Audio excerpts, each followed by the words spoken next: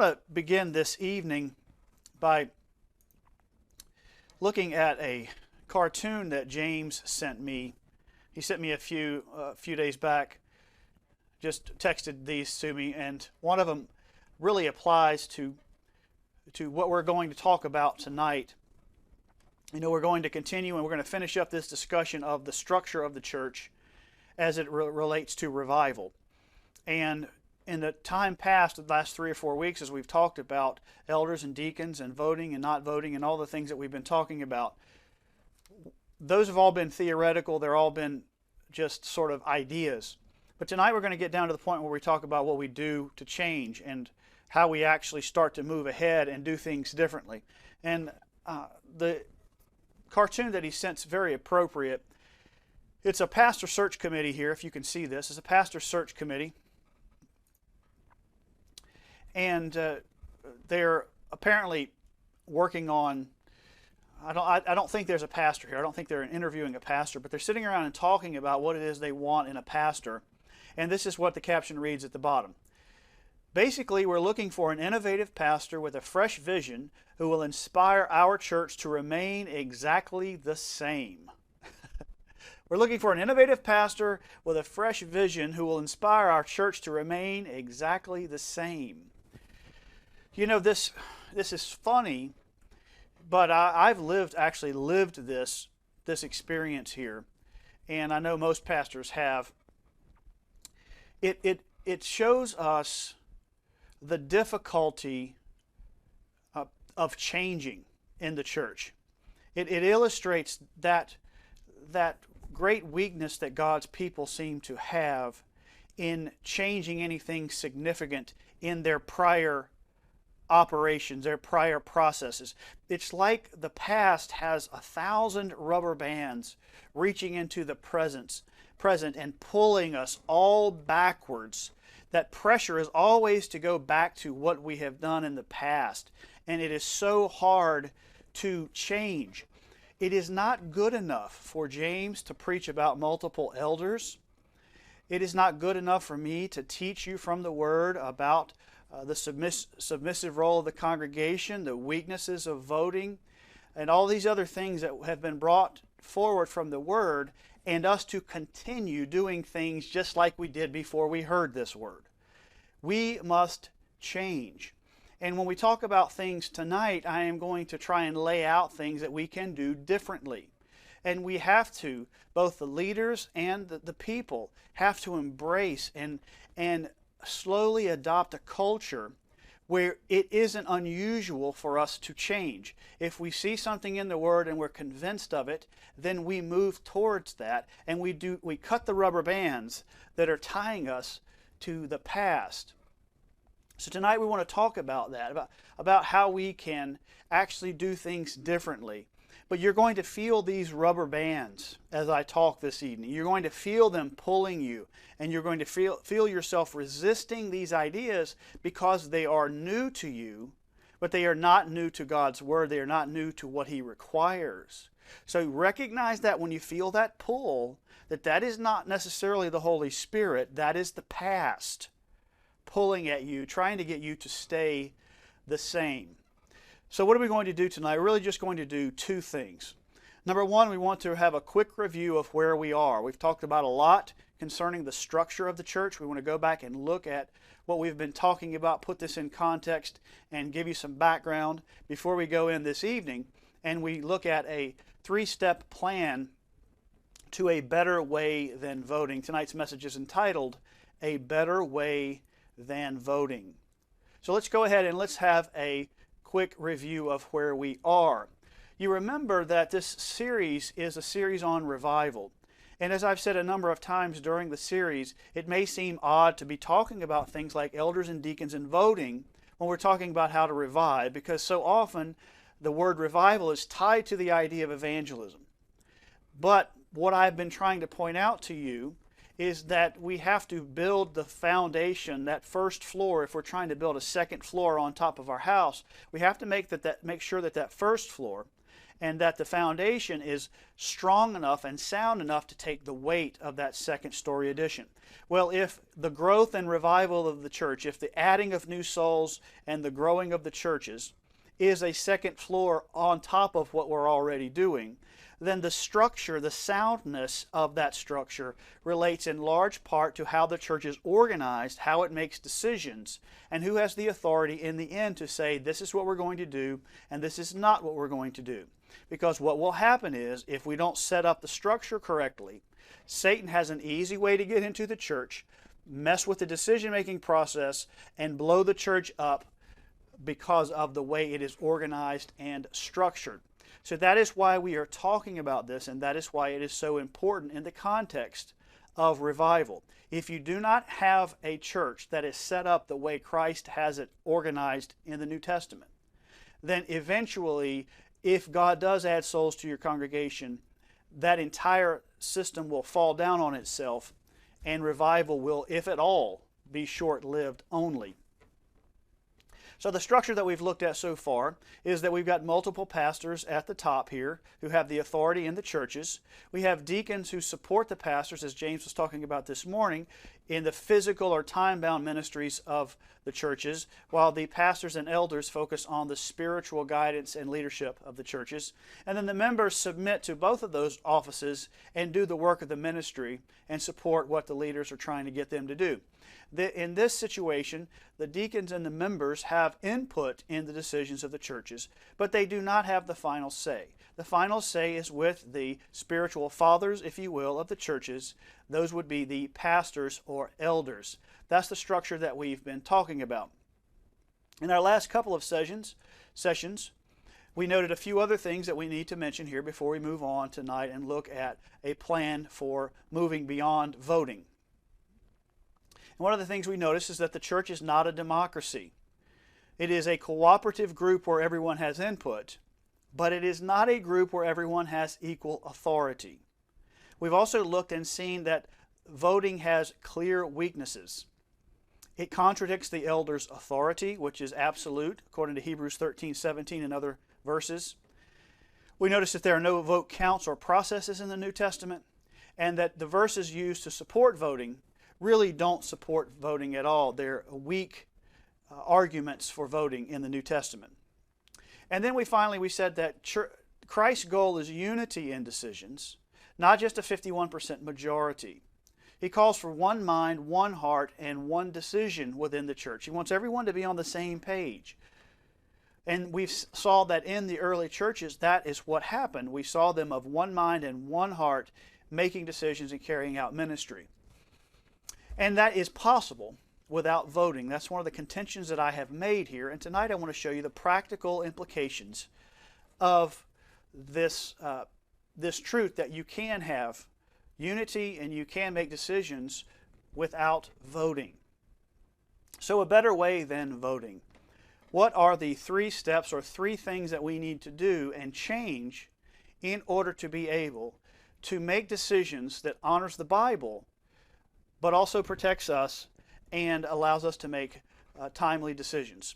The first thing that we have to do is to empower and trust our teams.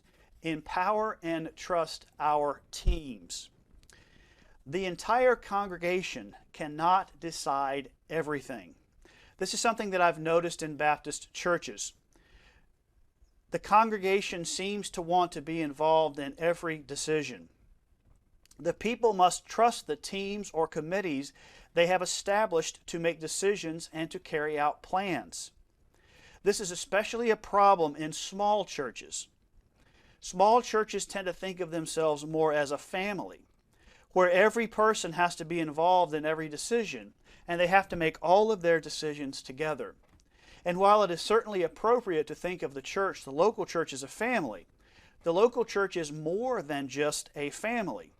It is also an organization with an overarching purpose and mission that must allow its individual parts to function on their own.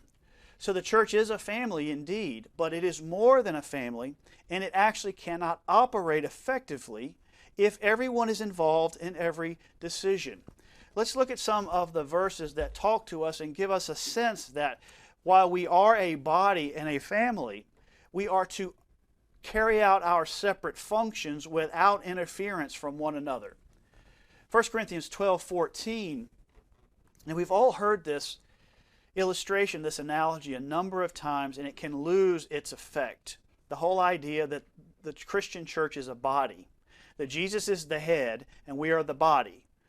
But tonight, try to let that illustration be afresh and anew to you as we look and consider this idea that we have to trust other parts of the body to do their job while we do ours. Paul says, "For in fact the body is not one member, but many." The body is not one member, but many. The body is not just one item carrying out one big function. The body is a series of items, a series of parts that have jobs to do. Hands and arms and eyes and feet and knees. And so if you think about the body for a moment, you realize that you can't have a situation where every time the heart wants to pump, the hand wants to ask why.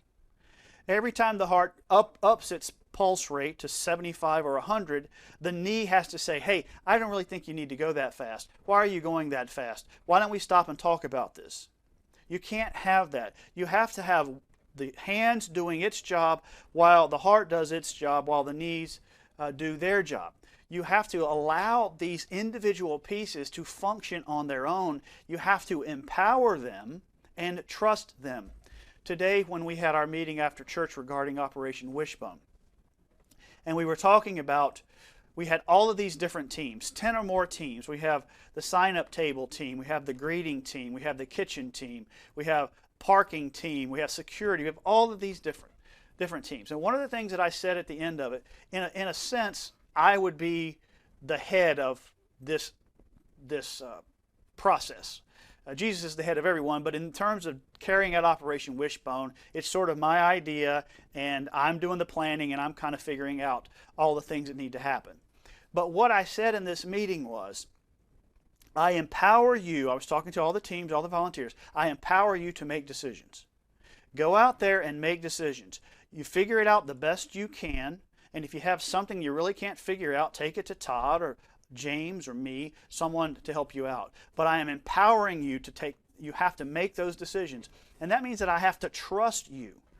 I just have to trust you. I have to count on the fact that you're going to do it to the best of your ability.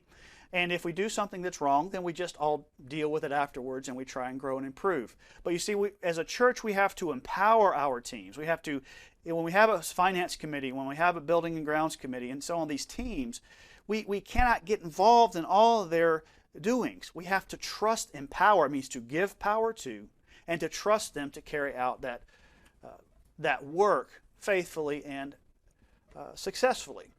In Nehemiah chapter 4, there's an interesting little application of this. We see when Nehemiah is trying to rebuild the wall, you remember that's what he came back to Jerusalem to do after the destruction. So he comes back and he's building, and of course there are all kinds of enemies outside the gates, and they promised they were going to come in and kill them. So look at what Nehemiah says about all the different workers and all the different groups and teams that were doing things. Look at what he says here. Nehemiah 4:16. He says, "So it was from that time on," that is the time that they were threatened from their enemies, "that half of my servants worked at construction, while the other half held the spears, the shields, the bows, and wore armor. And the leaders were behind all the house of Judah." So here we've got these teams. We've got a team building. And then we've got a team protecting. And then we've got a leadership team. These are called the leaders behind all of them, trying to manage this. Now you see that in order to get this thing done effectively, the guys holding the spears can't go up to the guys laying the rock and say, "Hey, I think your joint there is a little bit off. It's not really level." And the guys laying the rock can't go over and start talking about the guy and say, "Hey, look, your spear's not tight enough or sharp enough or your armor's loose." Those two teams have to operate separately and trust that the other is getting the job done. What happens is we end up with meddling. we end up with meddling in Baptist churches, the way that decisions are made now, the current structure. Meddling, this attitude that everyone has to be involved in every decision, leads to a lot of meddling in the affairs of the teams. Members believe they have the right to insert themselves into any decision they want to. So the building and grounds team will be working on something, and someone will hear about it, and they'll go in and start asking the building and grounds what they're doing and why they're doing it. Why are you making that decision? Why do you want to do that? And then they end up talking to somebody else in the church and saying, well, you know, they're planning on doing this over there. And the building and grounds team hasn't even figured out what they want to do. You see, you can't do that and have an effective and functioning organization. You can't meddle. The effect of this meddling is negative on the church. Now, that doesn't mean there's not oversight, but who is to oversee the ministries of the churches? The elders are to oversee. Every member is not to be in the business of every other team trying to make sure they're doing what they're supposed to do. You can't operate an organization this way. When you start meddling, it slows down the work. Take the building and grounds team, for example. They're trying to get something done. They're trying to get estimates, and they're trying to develop processes and determine whether they want to do this or that thing. And somebody comes along and starts asking questions and stirring up some trouble. And then the team has to stop what they're doing to go deal with whatever this other person's doing, or persons. It slows down the work. It's not an effective way for an organization to run. And then it stirs up conflict. You can imagine when someone on a team, this team has been empowered by the church to do something, and someone comes along and just starts trying to get into all their affairs where they're not supposed to be dealing with. That's going to make some people mad, isn't it? It's going to frustrate them, make them angry, and that's when you're going to have these conflicts. And also the people that are meddling, like I said, they're normally going back and gossiping and talking about what this team or that team is doing. It stirs up conflict. You have to stay out of the team's business and let them do their jobs. And then finally, it frustrates the workers. You know, most of the people on these teams are volunteers. They're using their precious little time that they have to try and get something done for the church. And if you're getting involved in their work and you're slowing them down and you're making them angry, you're going to frustrate them in their work, and you're going to end up, they're just going to drop out. They're going to say, look, I can't do this anymore. I don't have the time. And then where is the church? Well, the church is without good workers because we were meddling. We must train ourselves to trust our teams and stay out of their business in order to allow the church to grow and thrive. So as we think about a better way than voting, it has to begin by allowing the teams to do their job. And that will probably be hard because those rubber bands are pulling, saying, what if they don't do it right? What if they... Well, you have to trust that your leaders are going to take care of that, and you have to trust that your volunteers are smart and capable, and let them do their job. So we have to do that first of all. We have to trust and empower our teams. The second thing we do after we do that is we must communicate constantly. We must communicate constantly. If we're going to move beyond having to vote on everything, we have to improve our communication with each other. Another weakness of voting is that it becomes a substitute for communication. It is also a substitute for leadership. We only talk just before we make the decision or vote. Have you noticed that? Most of the time, it's a short amount of time. We've got a lot of things to deal with in a meeting, so we're kind of rushing through things and trying to get to the vote. Our time to truly consider an issue, weigh the options, and hear one another out is cut short. Take our recent business meeting. Now, this business meeting was one that we had after COVID, so we had a lot of things to discuss because we just weren't able to meet. But I don't know if you noticed, but we were rushed in that meeting. We had a lot of things to talk about, and at the end of it, we're just trying to wrap it up so we can all go home. And I'm not criticizing the fact that we need to do that, but what I'm just saying is that we need, if we have to end a meeting and we don't have enough time to talk, then we need to have another meeting to keep talking, because we cannot just rush through decisions. From a leadership standpoint, I want you to think about this as leaders, elders, and other leaders in the churches. From a leadership standpoint, a quick, down and dirty business meeting and vote means the leadership doesn't have to perfect its leadership skills. Listening, explaining, persuading, compromising, and developing consensus. So it's become sort of a cheap substitute for leadership. We think, well, let's just get in there, talk about it, we got enough votes to pass it, let's just move on. But that's not leadership, because you end up with people who aren't happy. They don't feel like they've been heard. Remember, I talked about the contention that is built into a voting process. We just went through this with our national election. Well, it's the same in the churches. People feel like if they don't win the vote, then they're upset. They feel like they lost instead of being heard out and coming to some kind of a consensus. We need to take more time, is the point here. We need to take more time to communicate. It's often said by preachers, and it's a good point to remember, that prayer is not doing nothing. Have you heard that? That praying is not doing nothing. Praying is doing something very important, so that when you do something, you do the right thing, and you do it well, and you do it in the power of God. Well, communication is not doing nothing. Communicating is not wasting time. Remember, our goal is to be unified in all our major decisions. We cannot be unified in every small decision that the teams make. But when we have a big decision to make, we want to be all on the same page. And to do that, we have to talk to each other. We have to listen to each other. And we have to keep this idea of voting out of the mix so we can communicate.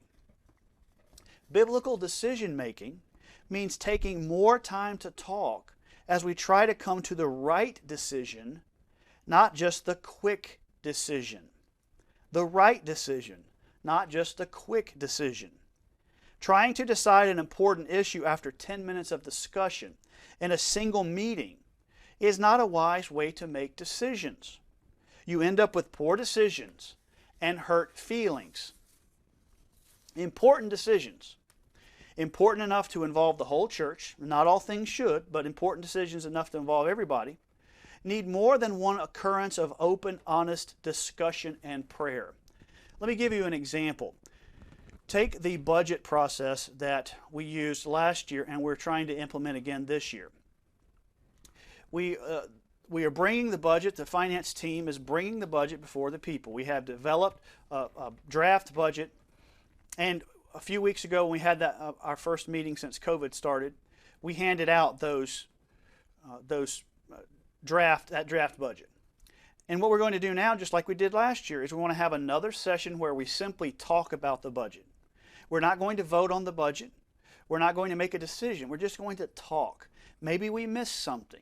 Maybe there are things that we need to adjust. Maybe we haven't gone out enough on faith in terms of estimating what the Lord might provide next year. There are all kinds of things, but we're just going to slow down. And we're not going to have the vote when we have the discussion. Now, my suggestion to you is we need to move away from voting altogether. But the point is, you see in this process that we're using in the budget, a change that we need to make to all our major decisions so that people don't feel rushed, we get the best information, and we can make better decisions. After all the discussion, though, I need to make clear, after all the communication in a biblical model, like the parents in the family, the elders get to make the final call. Biblically speaking, I'm not saying that incorporating more communication means that we can usurp the authority of the elders. We can't do that. But because the elders have the final say doesn't mean we should stop talking. We need to talk even more than we are now. But the question then arises, what if there is a disagreement? We empower the teams to do their job and we don't meddle in their affairs. We trust them and we trust the leaders to oversee those ministries. And then we have a major decision that we need to make as a church. And we want everybody involved in that discussion. And the elders have a certain way that they feel like this should go. It doesn't matter what it is. The elders feel like it ought to go to the left.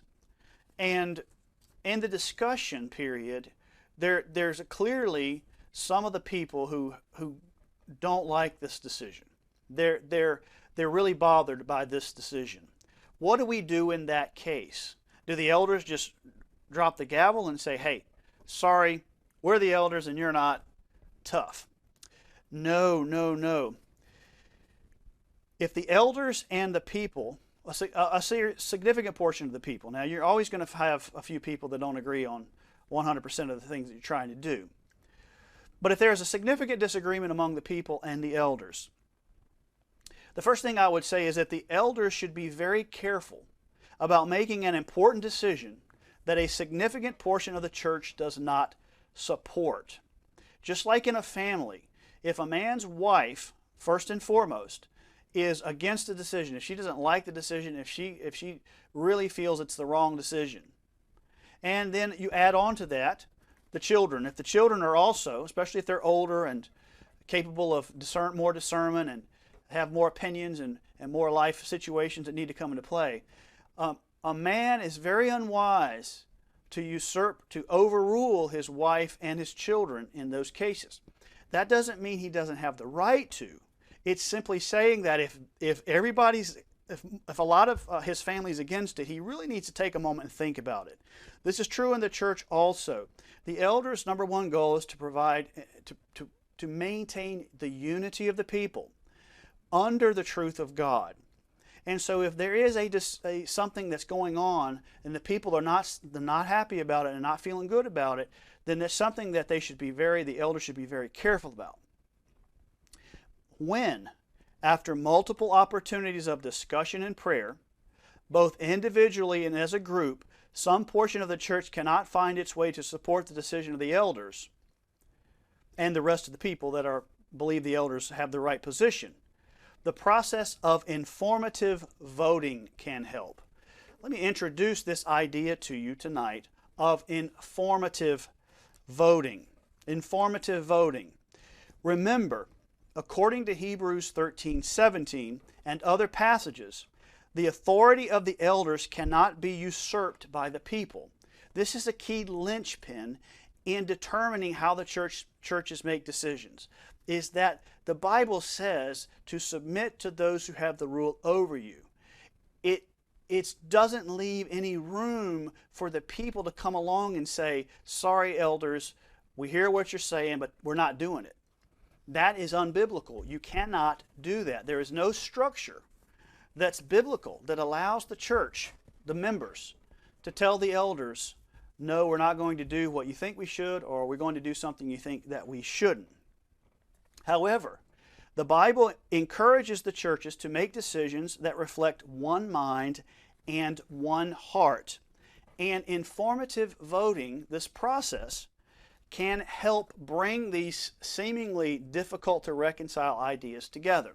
So what is informative voting?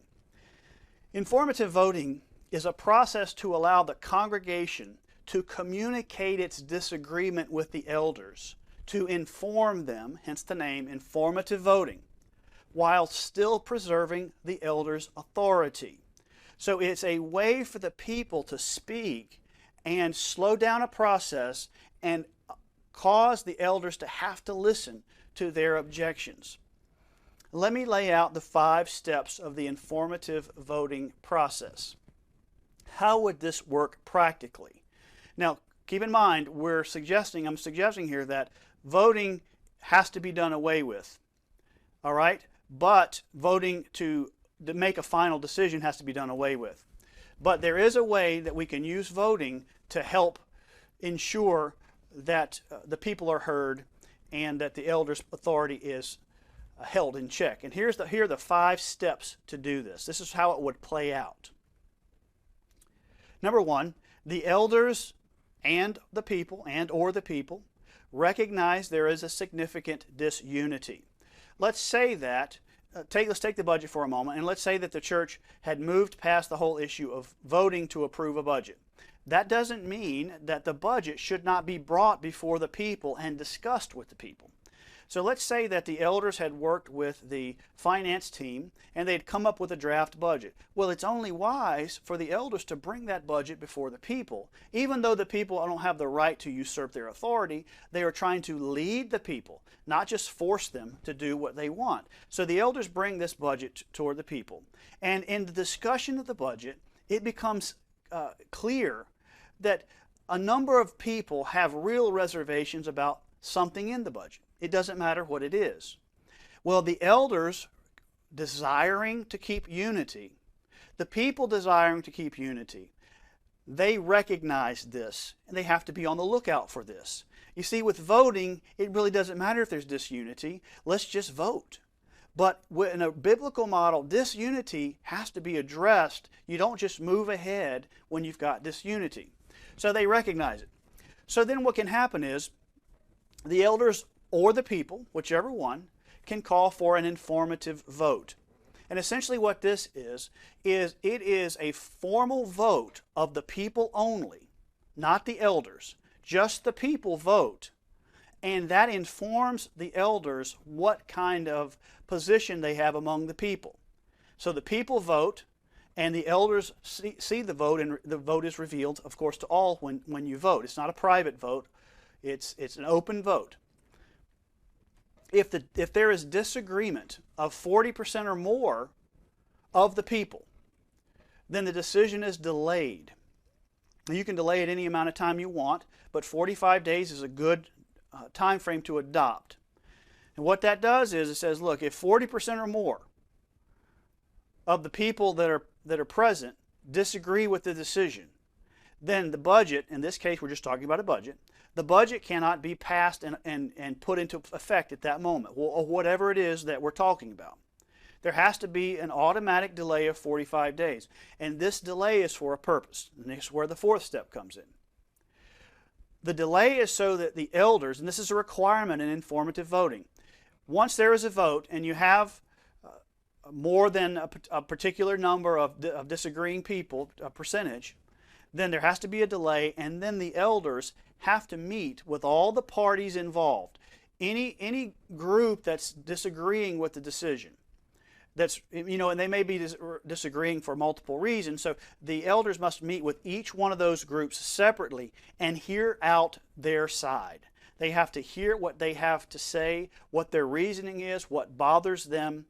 They have to take all that into consideration in that 45-day period. And then the elders consider what they're going to do. Now, as I said before, what you would hope in this case, and if these are wise elders, they're not going to want to move forward with more than 40% of the people not wanting to do something. So you would hope that the elders here, after hearing the people out, would alter the plan, alter the budget in this case, in some way to accommodate what the people are asking for in order to maintain unity. But either way, once this evaluation process is over, then the elders get to make the final decision. And then in informative voting, the elders have to provide their decision in writing. They have to present it to the church in a separate meeting, and they have to lay out why they believe this decision is still correct, even though there is a percentage of the people that don't want it. And that decision has to be done in accordance with the Scriptures, to lay out, okay, we believe because of this verse and this verse and this verse that we should continue, and we're going to go ahead and move forward with this. And then the people must submit. You see how that works? So we're recognizing disunity. We're informing the elders of what is really going on. We actually take account to see where the people are. We delay so we can talk and understand and potentially change our decision. But at the end, because of Hebrews 13:17, the elders then get the final say, and the people have to submit to it. That is the informative voting process. Now, what are the benefits of this? What are the benefits? The benefits of this process is that it preserves the authority of the elders. Now, if you're not an elder, you may not like it that the elders have authority. But it really doesn't matter what you like. This is the way God has said it must be done, and He has reasons, as I've already indicated to you in other sessions. So we have to preserve that authority. That is Christ delegating authority to the elders and giving them authority, and we have to honor that, even if in our heart of hearts, deep down in that flesh of ours, we really don't like it. So we have to preserve it, and this way preserves it. But it also slows down decisions and allows people to be heard. Most of the time, that's really what people want. If they are disagreeing with the decision, they want to be heard. And this process puts off that decision and makes sure that the people can be heard. And then it gives the elders time to reconsider their decision. They need time to reflect and think and pray. You know how it is in the heat of the moment when you've got some decision you're trying to make, something you're trying to move forward, and people are resisting it. You can get in the flesh and you can start to defend something that when you're cool and calm, you would see that there are some good points that are being made on the other side. And this gives the elders time to think about that and pray about that. And it gives everybody time to pray. Everybody time to talk. Everybody time to cool down. If you think about the business meetings that you've been in, where there's trouble afoot, people are getting angry, aren't they? And this process causes there to be a delay for everyone as we all think about, and the people too, they may think about the elders' decision and go, you know, I kind of see where they're coming from. That makes more sense now. You see how this works? And then it provides a check on the power of the elders. The elders have to wait. They have to wait 6 weeks, depending on how you decide to do that. They have to then come back to the people and make their decision in writing. They have to meet with all the team. So it's a check on their power, which is very important. So we're kind of wrapped up now. This is wrapping up our discussion of the structure of the church, decision-making processes in the church, and an option to decision-making by majority voting that meets the criteria of the Bible. And so now I think we are ready to move ahead. Now we can move ahead once we get this structure straight. We're ready to build upon it. And that's what we're going to do in the next few sessions. We're going to start to build. We're going to assume that this structure is in place, that the church is moving towards elders, deacons, and removing the voting. And if they decide to use something like informative voting, then they can. But we're going to move on now and start talking about how do we build this second layer of the structure, the second floor of the church, and truly start to expand it. And we're going to, as you might not be surprised, it's interesting the timing here. But we're going to talk next about ministry to the poor and revival, looking at the poor as a field of harvest open and ready for us to go in and minister and to win souls. I quoted it this morning when we had our meeting, James 2:5. He says, "Do you not know, brothers, that God has chosen the poor of this world, rich in faith, and heirs to the kingdom he has promised to those that love him." So the poor have always had a great place in God's heart, and many of the saved come from the poor. And we have a great, even in America where we have so much wealth, we have so many people that are in need. And we can begin to build that second floor by working with and focusing on those who are needy in this world. And that's in fact what we're doing with Operation Wishbone.